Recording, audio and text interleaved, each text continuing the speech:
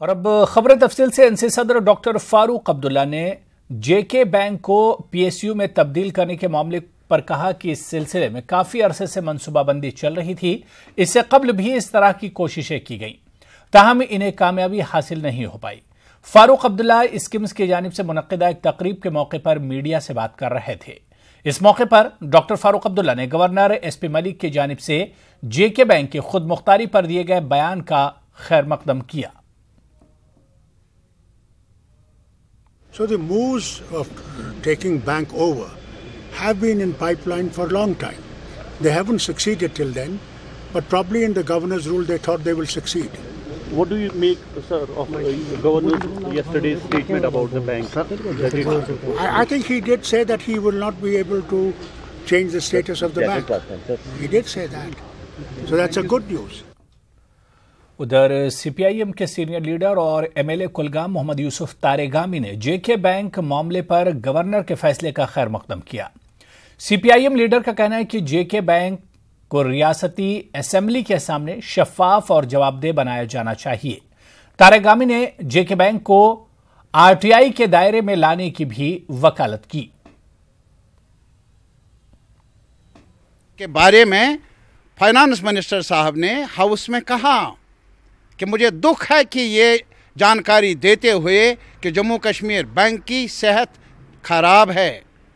اگر انہوں نے ہاؤس کے اندر کہا تو ہاؤس میں یہ بھی کہنا چاہیے کہ یہ صحت خراب کیوں ہوئی، اور جموں کشمیر لیجسلیچر کو یہ اختیار ہونا چاہیے کہ وہ بحث کرے اس پر اپنے ادارے پر اور تجویز کرے کہ اس کی صحت کو بنانے کے لیے، ٹھیک کرنے کے لیے کیا قدم اٹھائے جانے چاہیے، کہ وہ جانکاری حاصل کرے کہ میکانزم کیا ہے ریکروٹمنٹ کا، یہ طریقہ کار کیا ہے. یہ غلط فہمیاں اگر پیدا ہو جائے کہ بارسوخ اشخاص کو ہی نوکری دی جاتی ہے یا الزام لگایا جائے کہ پیسوں کا دخل ہے نوکری دینے میں، اس سے بھی جو شبیہ ہیں جموں کشمیر بینک کی وہ متاثر ہوتی ہے.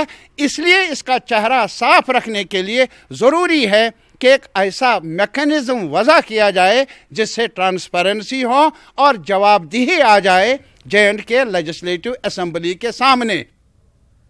PDP کے چیف ترجمان رفیع احمد میر نے کہا ہے کہ ان کی جماعت ریاست میں جلد لوگوں کی جانب سے منتخب ایک منظم سرکار کے قیام کے حق میں ہے. اننت ناگ میں نیوز 18 کے ساتھ بات چیت کرتے ہوئے رفیع میر نے کہا کہ گورنر راج لوگوں کو درپیش مشکلات دور کرنے کا متبادل نہیں ہے اور کشمیر جیسے خطے میں اس دوران مزید حالات اثر انداز ہونے کا خدشہ رہتا ہے. انہوں نے اس حوالے سے لوگوں میں بھی بیداری لانے پر زور دیا.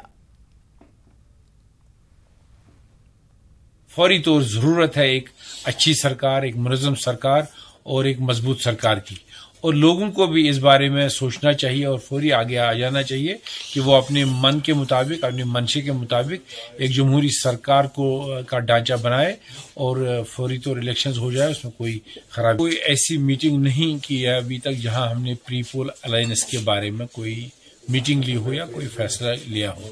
لیکن یہ صحیح ہے کہ ہم نے زون وائز پارٹی لیول پہ میٹنگز کر لی اور ہم اپنے کارڈرز کو بھی ایکٹیویٹ کرنا چاہتے ہیں، کیونکہ ہم سمجھتے ہیں یہ ریاست جموں کشمیر کے لیے آج کا جو دور ہے نہایت ہی چیلنج ہے، کیونکہ ہمارے یہاں جمہوری طرز کی یہاں پہ ہماری سرکار ہے ہی نہیں. تو اس لیے ایسے قوانین اور ایسی تبدیلیاں لائی جا رہی ہیں جس سے لوگ مزید ایلینیٹ ہو رہے ہیں اور پریشانی ہو رہی ہے لوگوں کو. ایک دور رس جو ہمارے لانگ ٹرم میجرز ہیں ریاست جموں کشمیر کے ایشو کو ایڈریس کرنے کے لیے، میں سمجھتا ہوں اس کے لیے بہت ہی ضروری ہے یہاں ایک لوکل سرکار ہو، پرو پیپل سرکار ہو. ادھر امپا کی جانب سے حال ہی میں ایک روزگار نوٹیفیکیشن کا حوالہ دیتے ہوئے رفیع میر نے کہا کہ کچھ ایسے قوانین اور ترامیم لائے گئے ہیں جو ریاست کی خصوصی پوزیشن کے لیے خطرہ ثابت ہو سکتے ہیں. قوانین لائے گئے ہیں جو بنیادی طور ہمارا جو ڈھانچہ ہے آٹونومی کا یا 370 کا یا 35A کو لے کر کہیں اس میں ایسے قوانین لاگو کیے گئے ہیں جس سے ہمارا یہ دفعہ ہی کھوکھلا ہو گیا ہے. ہمیں فائٹ کرنا پڑے گا. میں نہ صرف بحثیت ایک پولیٹیکل پارٹی کے نمائندے کے بلکہ یہاں کے عوام کی طرف سے بھی یہ افسوس کروں گا اور یہ ہم بھرپور کوشش یہ کر لیں گے کہ کوئی قانون لاگو نہ ہو، ایسی کوئی پروسیس یہاں پہ نہ ہو جس سے غیر ریاستی لوگوں کو یہاں پہ ہماری ملازمتوں حق بنے گا درخواست دینے کا یا نوکریاں لینے کا۔ ہم پہلے ہی ایسے قوانین کے ستائے ہوئے ہیں، اور جس طرح سے ہم نے تمام لوگوں نے اور پولیٹیکل پارٹیز نے حال ہی میں مظاہرہ کیا 35(1) کو لے کر اکٹھے ہونے کا بینک کو، تو مجھے لگتا ہے لوگوں کو اکٹھے ہونا چاہیے، اور وقت آ گیا ہے کہ ہمیں از سے نو ایسے قوانین پر نظر ڈالنی پڑے گی۔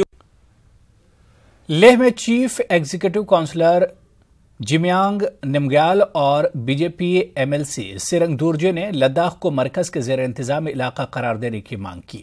اس ضمن میں انہوں نے مرکز اور گورنر سے درخواستیں کی۔ دونوں لیڈر جموں میں B J P headquarter پر میڈیا سے بات کر رہے تھے۔ انہوں نے بتایا کہ اپنے مطالبات کے حوالے سے وہ ستیہ ملک سے ملے ہیں اور بلا کسی تاخیر لداخ کو مرکز کا زیر انتظام علاقہ بنانے کی مانگ کی ہے۔ لیہ کی لداخ خود مختار پہاڑی ترقیاتی کونسل کے ایگزیکٹو کونسل میں ایگزیکٹو کونسلر کا عہدہ بحال کرنے کی بھی انہوں نے مانگ کی۔ لداخ سے کیلاش مانسروور روٹ کھولنے، آئین کے 8ویں شیڈول میں بھی بھوتی زبان کو شامل کرنے، لداخ کے مقامی لوگوں اور سرکاری ملازمین کے لیے رعایتی فضائی کرایہ طے کرنے کی بھی مانگ کی گئی۔ ہمارا ڈیمانڈ ہے لداخ کو الگ سے ایک ڈویژنل سٹیٹس دیا جائے، جو ڈویژنل کمشنر کے لیڈرشپ میں جتنے بھی 40+ ڈائریکٹرز آفیسز آتا ہے اس کا الگ سے ایک set up administrative set up ہمیں دیا جائے۔ ہم نے کل گورنر صاحب سے بھی ملے ہیں اور ایڈوائزر صاحب سے بھی ملے ہیں اور چیف سیکرٹری صاحب سے بھی ملے ہیں۔ سب کو ہم نے یہی اپیل کیا ہے کہ ہم نے ریزولوشن جو لے کاؤنسل میں ہم نے ڈسکس کر کے ڈیبیٹ کر کے ڈیلیبریٹ کر کے پاس کیا، اس کا بھی ہم نے منٹس آف دا میٹنگ کا کاپی دیا اور اپنے طرف سے میمورنڈم بھی۔ این سی کے صوبائی صدر دیویندر سنگھ رانا نے بی جے پی پر الزامات لگائے ہیں۔ رانا کے مطابق بی جے پی کے کچھ لیڈروں نے سیٹوں کے ریزرویشن اور روٹیشن جیسے مسئلے پر گورنر سے ملاقات کی اور سیٹوں کے ریزرویشن کے لیے گورنر پر دباؤ ڈالا۔ رانا نے کہا کہ این سی چاہتی ہے کہ ایس پی ملک تمام سیاسی جماعتوں کی رضامندی سے کوئی بھی فیصلہ لیں۔ جے اینڈ کے بینک کو لے کر گورنر کے فیصلے کا رانا نے خیر مقدم کیا۔ رانا کہتے ہیں کہ ان کی پارٹی الیکشن کے لیے تیار ہے اور تحلیل اسمبلی کے 6 مہینوں میں الیکشن کرائے جانے چاہیے۔ ریزرویشن اور سیٹس کے بارے میں ہمیں بھی جانکاری ملی ہے کہ بھاجپا کے کچھ لوگ گورنر صاحب سے ملے ہیں 2 روز پہلے، اور انہوں نے گورنر صاحب پہ اس بات کے لیے زور ڈالا ہے کہ ریزرویشن کی جائے، اور جو سیٹیں انہوں نے چنی ہیں روٹیشن کرنے کے لیے وہ سیٹیں ہیں جن پہ وہ سمجھتے ہیں کہ شاید بھاجپا جیت نہیں سکتی، تو انہوں نے ان سیٹوں کو ریزرو کرنے کے لیے سفارش کی ہے اور درخواست دی ہے۔ ہم نے گورنر صاحب مہودے سے آج اپوائنٹمنٹ مانگی ہے، وہ دلی گئے ہوئے ہیں۔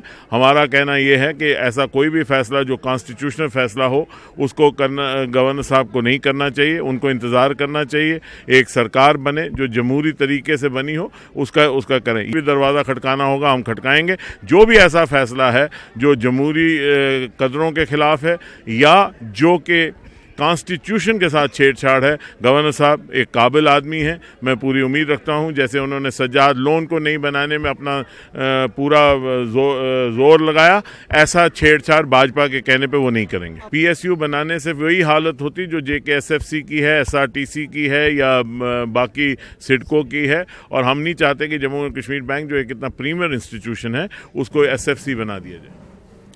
جموں کشمیر نیشنل کانفرنس کے بانی اور ریاست کے سابق وزیر اعلیٰ شیخ محمد عبداللہ کے 113ویں یوم پیدائش کے موقع پر خراج پیش کیا گیا۔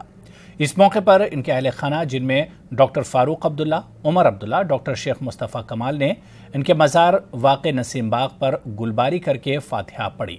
اس موقع پر پارٹی سے جڑے لوگوں کے ساتھ ساتھ اور ان کے چاہنے والے بھی شامل تھے۔ اس سلسلے میں ان کے مزار پر دعائیہ مجالس کا بھی اہتمام کیا گیا۔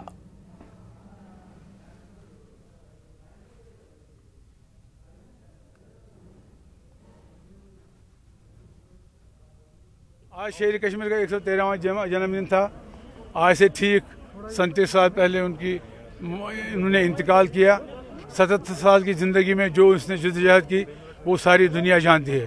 آج اس سلسلے میں حضرت بل کے مزار پہ worker, district president, block president, ہمارے قائد جناب ڈاکٹر فاروق صاحب، ہمارے قائد جناب عمر عبداللہ صاحب یہاں فاتحہ خوانی کی، انہوں نے گلباری۔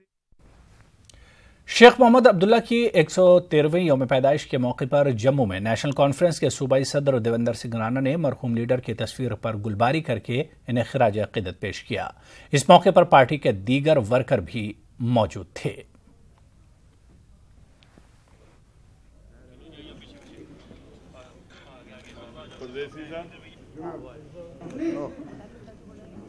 जम्मू कश्मीर आज तारीख के उस दोराह पे खड़ा है जहां इसके मुस्तकबिल पे सवालिया निशान है, जमहूरियत पे सवालिया निशान है, जम्मू कश्मीर की शनाख्त, जम्मू कश्मीर के अवाम की शनाख्त पे सवालिया निशान है।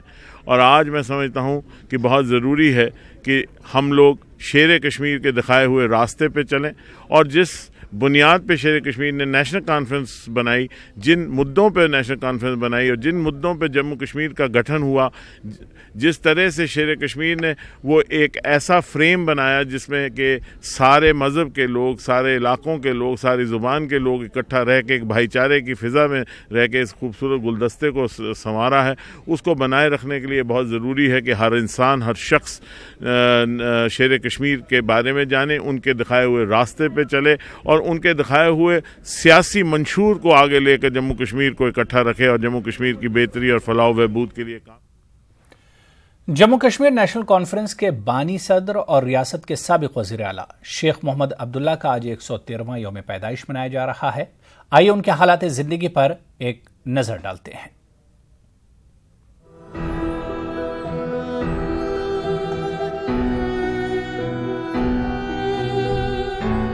शेख मोहम्मद अब्दुल्ला की पैदाइश श्रीनगर के सौरा इलाके के एक औसत घराने में 5 दिसंबर 1905 में हुई थी। इनका बचपन गरीबी में गुजरा। इब्तिदाई तालीम मकामी मकतब में हासिल की। आला तालीम के लिए बैरून रियासत में क़याम के दौरान ही उन्होंने सिल्क फैक्ट्री में काम कर रहे वर्कर्स की एजिटेशन देखी थी, जिसने इन्हें यहाँ के लोगों के हक के लिए जद्दोजहद के लिए तहरीक दी। अलीगढ़ में तालीम हासिल करने के दौरान वो कई आजाद और तरक्की पसंद सोच रखने वाले लोगों के राब्ते में आए और इन्हें महसूस हुआ कि वफाकी निजाम की वजह से जम्मू कश्मीर के लोग परेशान हैं और यहाँ लोगों की बदहाली के पीछे तानाशाही बड़ी वजह रही है। शेख अब्दुल्ला को इनके 2 साथियों समेत 1931 में गिरफ्तार किया गया। इसी दौरान उन्होंने मुस्लिम कॉन्फ्रेंस पार्टी का क़याम अक्टूबर 1932 में किया, जिसके वो सदर चुन लिए गए। 1939 में इसका नाम मुस्लिम कॉन्फ्रेंस से बदलकर नेशनल कॉन्फ्रेंस कर दिया गया। शेख मोहम्मद अब्दुल्ला लोगों के हुकूक की लड़ाई लड़ रहे थे। इसी दौरान 1937 में पंडित जवाहरलाल नेहरू के राब्ते में आए, जो उस वक्त बरतानिया से आजादी की लड़ाई की जद्दोजहद कर रहे थे और शेख अब्दुल्ला महाराजा के खिलाफ खड़े थे। 1946 में उन्होंने महाराजा के खिलाफ क्विट कश्मीर तहरीक शुरू की और मुल्क की आजादी के साथ ही यहाँ तानाशाही का सूरज गुरूब हुआ। मुस्लिम अक्सरियत वाली रियासत को हिंदुस्तान के साथ इल्हाक करने में इनका कलीदी रोल रहा। कश्मीर में अवाम को तानाशाही से निजात मिल चुकी थी। कश्मीर को हिंदुस्तान के साथ जोड़ने और कश्मीर को खुसूसी रियासत का दर्जा दिलाने में भी इनका अहम किरदार रहा और खुसूसी इख्तियार वाली रियासत के वो दूसरे वजीर आजम के ओहदे पर रहे। ताहम इनके सामने कई और चैलेंजेस थे, जिसमें यहाँ तालीम आम करना, यहाँ के लोगों की इक्तिसादी हालात को बेहतर बनाना शामिल था। शेख मोहम्मद अब्दुल्ला ने कई अवाम दोस्त फैसले किए, जिसकी वजह से उन्होंने यहाँ के लोगों के दिलों में अपनी जगह बना ली। जिन चीज़ों ने शेर कश्मीर को मजबूर किया और उसने कहा मेरी ज़मीर में मुझे आवाज़ दे, या मैं इस मुहिम में कूद कर जान दे दूं, या मैं इसमें कामयाबी हासिल करूं। और उन्होंने शुरुआत की। उनके साथ जो साथी थे उनने जेल बंद में गुजारे, बहुत मुसीबतें उठाई, लेकिन आखिरकार उन्होंने उस शख्सी राज के खिलाफ जंग जीती और यहाँ एक आज़ादी का सूरज तलू हुआ, जो शेर कश्मीर और उसकी जमात ने उस वक्त एक काम किया। जेल में रहे, तालीम लाई, यहाँ नौजवानों को तालीम, उनको बेजार कर दिया, उनको अपने हुकूक मनवाने के लिए रास्ता दिखाया। और आज शेर कश्मीर को याद अपने जम्मू कश्मीर की हैसियत एक साफ चश्मे की तरह रखना चाहते हैं। अगर इसमें कोई मिलावट होगी तो उस वक्त रिश्ता खतरे में पड़ जाएगा। 370 अलग झंडा, अलग आइन, दिल्ली एग्रीमेंट, 35 से, ये सब शेर कश्मीर की देन है। شہری کشمیر کو ایک غریب قوم ہاتھ لگی، اس کو سنوارنا جیسے ماں یا باپ اپنے بچوں کو سنوارتا ہے، اس نے وہی میں نے کہا ان کو آپ کی تمنا کیا ہے؟ کیا چیز تمام تو میں کشمیریوں کو خوش دیکھنا چاہتا ہوں۔ اس نے کشمیریوں کو ہمیشہ روتے دیکھا یہاں، کشمیریوں کو ہمیشہ غلامی اور غربت میں دیکھا یہاں، غربت میں غرق ہو گئے تھے یہاں کے لوگ۔ پڑھیں اس تواریخ پڑھیں، شہر کشمیر کیوں زندہ ہے؟ اس تنظیم نے شہر کشمیر کی قیادت میں ایک مفلوق الحال، غریب، مجبور، فاقہ کش قوم کو ایک حشاش بشاش قوم میں منتقل کر دیا۔ وہ ساری چیزیں اس کو فراہم کی۔ اس دنیا فانی سے چلے گئے جب یہ چیزیں ساری فراہم تھیں۔ اس کو ننگا نہیں چھوڑا، اس کو فاقہ نہیں چھوڑا، دماغ میں خالی نہیں چھوڑا، اس کو بنیادی ضروریات زندگی دے دی ہے۔ ان کی اس عوام دوست سوچ نے انہیں عام لوگوں کا لیڈر بنا دیا۔ شیخ عبداللہ کے انتقال کو 36 برس گزر جانے کے بعد بھی ان کے چاہنے والے ان کے مزار واقع نسیم باغ پر گلباری کرنے پہنچ جاتے ہیں۔ نیشنل کانفرنس یہاں واحد تنظیم ہے جس نے یہاں کے کاشتکاروں کو زمین کا حق کی مالکیت بنا دیا۔ یہ نیشنل کانفرنس کی ہی دین ہے۔ زمین کو انہیں خود مختاری دے دی، زمین کو انہیں حاصل ہو گیا، ورنہ وہ کاشتکاری کرتے تھے اور جو آٹوکریٹک افراد تھے وہ انہیں چھین کر لیتے تھے وہ سارا گلہ، جس کا صحرا بھی جناب شیری کشمیر کے سر ہے۔ شیخ عبداللہ کی سیاست کشمیر کو بلندیوں اور ترقی سے ہمکنار کرانے کی تھی، اور یہی وجہ ہے کہ ان کو شیر کشمیر کے خطاب سے نوازا گیا تھا، اور ان کی ہر بات پر لبیک کرنے کے لیے ان کے چاہنے والے ہمیشہ تیار رہتے تھے۔ 1982 میں شیخ عبداللہ کا انتقال ہو گیا اور ان کے آخری سفر میں لاکھوں لوگوں نے شرکت کی، اور آج ان کے اس جہان فانی سے رخصتی کے 36 سال بعد بھی ان کے قد کا کوئی لیڈر یہ سرزمی پیدا نہیں کر سکی۔ نیوز 18 اردو کے لیے سری نگر سے سنم تصدق کی رپورٹ۔